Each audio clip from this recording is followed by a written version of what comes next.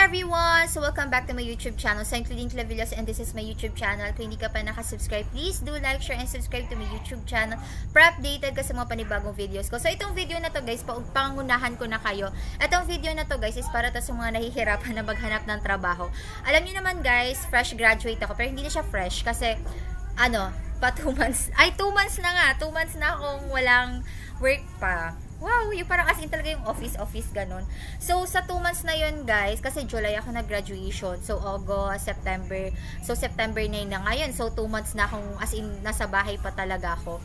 Ayan. So, ayan nga, guys. So, dito, i-share ko sa inyo yung parang mga experience ko sa pag-a-apply ko sa mga trabaho. Ako kasi, guys, honestly, ngayon, ang pinaka-goal ko talaga kasi guys is talagang maghanap muna ng work from home na job, which is online job na work from home. Siguro preference ko lang kasi para sa akin guys, as of now, gusto ko na munang bigyan ng focus yung anak ko. Syempre, parang namomonitor ko pa rin siya, ganon. Alam mo yung parang goal ko, sa umaga, monitor ko siya, and then sa gabi, kahit sa gabi ako mag-work, ganyan.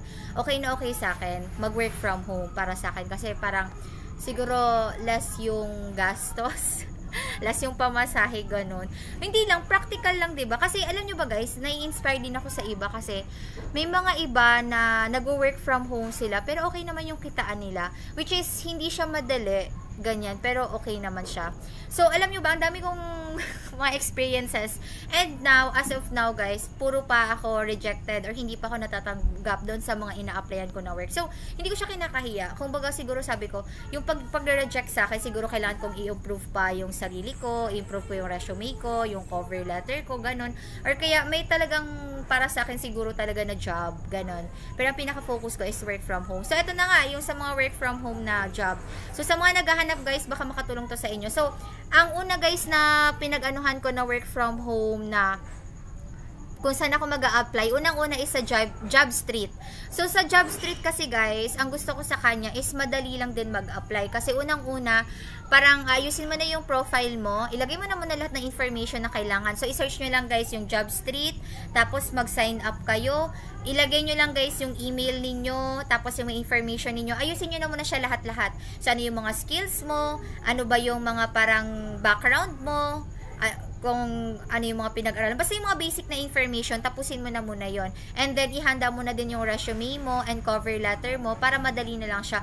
Ang gusto ko kasi guys kay Job Street, halimbawa mag-a-apply ako ng job, maghahanap lang ako ng keywords, and then after nyan, may mga lalabas na. So, halimbawa mag-a-apply ako, tapos may mga basic information na ako, ilalagay mo lang doon, ine-next mo na lang siya, tapos mag-a-apply ka. So, parang madali na lang siya. And basic experience ko kasi guys, sa Job Street, nagre-reply naman talaga yung mismong company. So, nagre-reply sila if rejected ka ba, if approved ka ba, ganun. And dito guys sa Job Street, dito ko naka-experience ng first time talaga na interview ako, which is yung sa Cyberbacker. Alam ko may mga iba ata dito nag-ano na ng Cyberbacker, ganun. Pero yun guys yung pinakauna ko, Cyberbacker, kasi nakikita ko din siya sa Facebook. And okay siya kasi may mga ibang Cyberbacker. So, yung Cyberbacker guys is nakapasa ako doon sa initial interview nila, pero pagdating sa assessment nila, hindi na ako nakapasa kasi siguro may mga hinahanap pa talaga sila na para doon. So, ayan siya, sa Cyberbacker. And then, sa Job Street guys, doon din ako nakapasok na ma-interview. Nakapasok ako doon guys sa parang interview nila, which is yung sa outsource. Yung sa outsource guys, agency din ata siya or company din siya, which is work from home din, and marami din ata yung nag-a-apply talaga doon. So doon din ako guys nakaranas ng ma-approve ako nila doon sa pinasa ko atang resume, parang ganun, or interview nila. And then nag-assessment ako sa kanila. Pag-assessment ko sa kanila, hindi ako nakapasa, ganyan. And ayun pa nga pala, nakalimutan ko pala, yung 51 talk, ang alam ko yung 51 talk ata guys, doon ko din nakuha yun doon sa Job Street. So, sa Job Street kasi guys, anahan din talagang dapat masipag ka, matyaga ka din. And syempre, yung kukunin mo naman na skills, yung talagang alam mo talaga. Wala naman masama na parang mag-experiment ka na, uy, pag-aralan ko na lang to. Pero if beginner ka, nagsisimula ka pa lang, doon ka na muna sa strength mo. Yung talagang sa pinaka, ano ba talaga yung ginagawa mo? Ano ba yung hobby mo? Kasi yun parang yung lakas mo talaga. Para if magkaroon ka naman ng work, madali na lang sa'yo, di ba, na gawin mo siya, ganun. So, sa 51 talk, guys, ang alam ko is, teacher siya, parang ganun. So, pumasa ako guys sa kanilang pumasa ako doon sa kanilang application or resume, gano'n. Tapos may pinagawa pa sila sa akin, which is pasado na ako sa kanila. Ang kaso lang guys, yung requirements ko sa school, kakapasa ko lang sa kanila ng requirements ko. So, hinahanapan ako ng TOR ko or yung transcript of record. So, yun yung kulang ko doon sa 51 talk. Kaya, hindi pa ako makapag-start, ganun. So, okay naman guys yung Job Street para sa akin. Kasi sa Job Street, doon ako naka-experience talaga na sinabi ko na nga, doon ako na-interview, doon ako na parang mas madali sa akin na mas madali sa akin na mag-apply, ganon. Then, yung second na recommend ko sa inyo guys, is yung current pa lang ngayon na talagang kaka-approve lang sa akin, is yung sa OLJ or online job, PH ata, yun. Basta yung OLJ, online job, ganon. So, kasi guys, sa mga groups kasi, marami akong nakikita guys sa mga groups na natatanggap sila sa trabaho nila dahil sa OLJ. Nakita ko kasi guys sa OLJ, makikita mo doon, madali lang din doon sa kanila mag-apply. Ayan. Pero ha, disclaimer lang guys, alam nyo yung una nyong gagawin, i-verify nyo na muna guys, or mag-ano na muna kayo ng ID proof ninyo or verification. Kasi kung mababa yung ID proof ninyo, or zero yung ID proof ninyo doon guys, mahihirapan kayo mag-apply. So, unang-una guys, nahahanapin sa inyo is yung ID ninyo. So, yung ID ninyo, dapat nandoon yung signature nyo sa harap, yung name, yung birthday nyo, yung address ninyo. Tapos, yung signature nyo nandoon dapat. Pangalawa guys, ito yung hindi pa ako na-approve, na-disapprove ako doon. At yung pangalawa naman guys, is yung sa billing address ninyo. Like, for example, kung nag-order kayo sa Shopee, sa Lazada, or nagbabayad kayo ng kuryente, tubig, yung may mga basic na dapat doon sa billing na yun, nandoon yung name ninyo, yung address ninyo, yung birthday ninyo, ganun. Parang proof lang na talagang doon ka talaga nakatira. So, hindi pa ako doon na-approve guys, kasi nga, kailangan ko na munang mag-order, which is yung permanent address talaga namin. Ito kasi hindi namin to permanent address, ganun. So, ito, tindahan lang namin to. Yung nakikita yung background dito? Yes. So, ayan siya guys. So, hindi pa ako doon na-approve. Nasa 40 points ata. Basta dapat nasa 100 points. Ilang points na ba ako? Hindi ko na matandaan eh. Tapos yung pangatlo guys is yung SMS verification nila or yung text verification nila. Alam nyo ba, pagdating doon sa SMS or text verification nila guys, hindi ako doon na approve nung una kasi yung tinext ko pala sa kanila is yung yung pangalawang SIM ko. Yung nakalagay pala doon is yung second SIM ko. So, nung nilagay ko na yung second SIM ko, tapos next ko sa second SIM ko, madali lang naman din. So, isa na lang yung kailangan kong i-work out.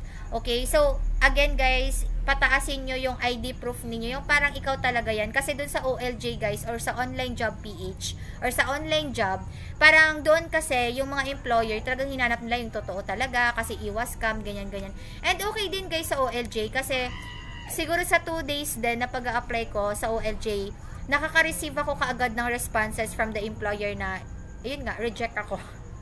Ganon. So, okay naman siya kasi responsive naman siya. Next one naman, guys, yung pangatlo na ma-recommend ko sa inyo is yung Hire Talent. So, yung Hire Talent, recently lang ata siya pero sa Hire Talent kasi guys is doon talaga mga Filipinos din talaga yung hinahanap nila doon, which is a good thing kasi bago pa lang sila, and medyo strict din talaga sila doon sa pag-aano kasi talagang ang pagkaano kasi doon guys, unang-una kailangan ma-approve ka na muna. Halimbawa, magsa-sign up ka. So, ito guys, Hire Talent, i-search nyo na lang siya, Hire Talent, ganyan.